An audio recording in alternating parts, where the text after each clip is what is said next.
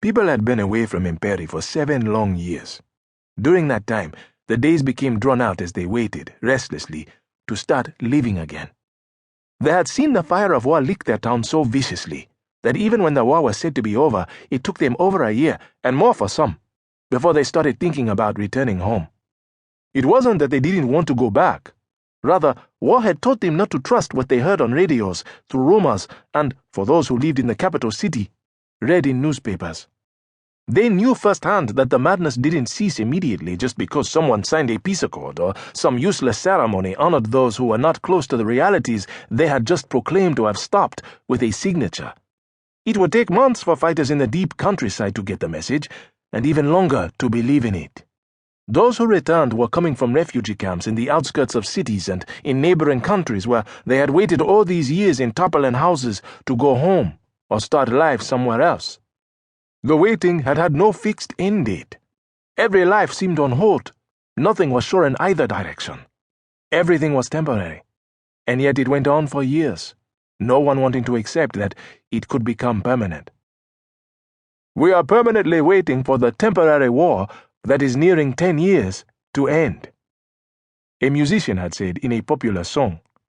Some people couldn't wait in one place, so they wandered about, making themselves vulnerable to other exploitations, police brutality or mistreatment by the employers, relatives, and friends for whom they worked in exchange for accommodation and meager earnings. Nothing had been easy for anyone. Children born toward the end of the war had no understanding of it.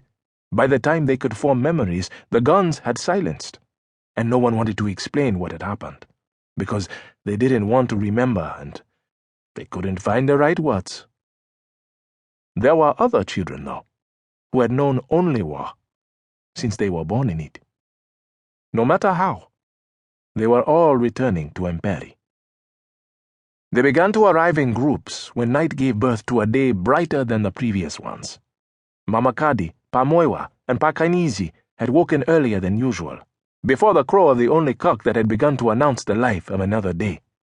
They were resting from their daily tasks, sitting on the logs at the edge of the older part of town, watching the road, summoning those who hesitated to return.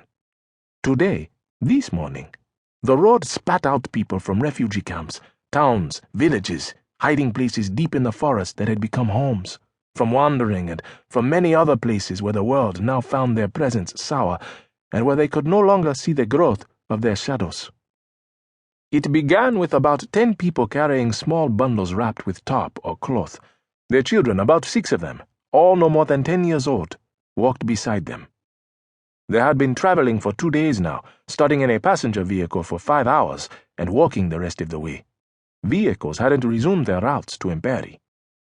As they entered town, their pace slowed while their eyes ran ahead, surveying the bullet holes in walls, the dark spots where fire had licked with its red tongue, the grasses that had grown in the remains of what used to be homes.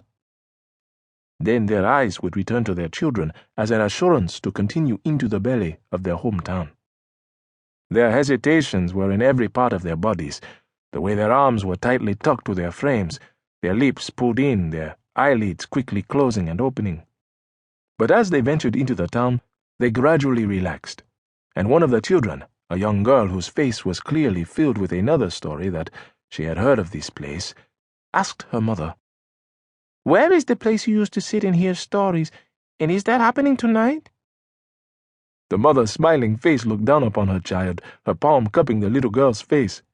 She did not respond, but her arms began swinging freely to their natural rhythm, her body and stride now showing an ease that comforted the girl, who buried her sharp cheek in her mother's palm.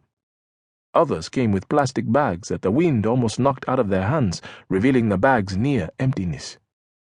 They had walked the entire way, 3 days' journey for those who could walk fast, as they had no money to pay for transportation. They came 2 or more at a time. No one said much, even though they knew one another from before. There were only acknowledgments in their eyes, filled with fear that held the tongue from saying more. The majority of people walked into town with nothing. Some came with families and with children they had given birth to elsewhere. Other mothers arrived alone and stared anxiously at the faces of every child.